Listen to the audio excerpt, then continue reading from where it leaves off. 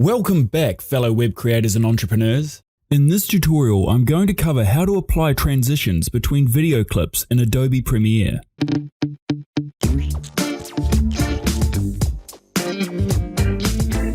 To kick things off, I've added a couple of clips to my timeline which I'd like to add a transition between.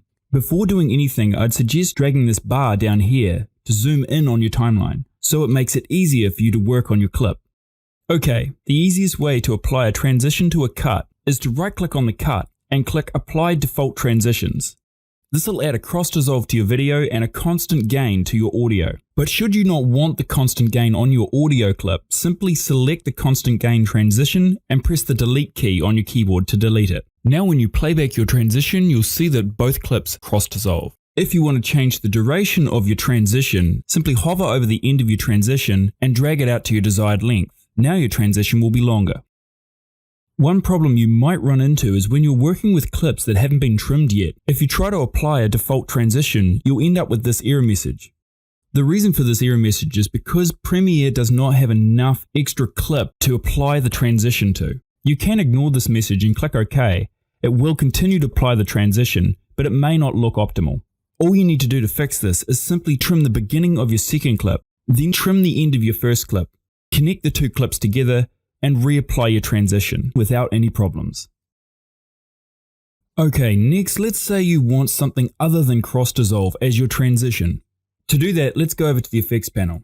If you can't find your effects panel, simply go up to Window and select Effects.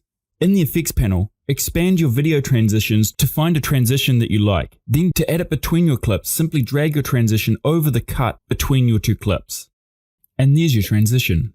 Keep in mind you can also right-click on the transition in the effects panel to set it as your default transition if you'd like to replace the dissolve. Next, if you'd like to see some advanced settings for your transition, simply click the transition on your timeline and then go up to Effect Controls. In here you'll see a transition preview. You can change the direction of your transition by clicking each of these little triangles around the preview. Now if you play your transition back, you'll notice it swipes in from the top left. One last issue you might encounter is when you drag your transition onto the timeline, it might land on the wrong side of your cut. If this is the case, simply click your transition, go up to Effect Controls, and under Alignment, click Center at Cut. And this will realign your transition onto the center of the cut. And that's it for this tutorial. I hope you learned something new. Thanks for watching, and I look forward to seeing you again soon.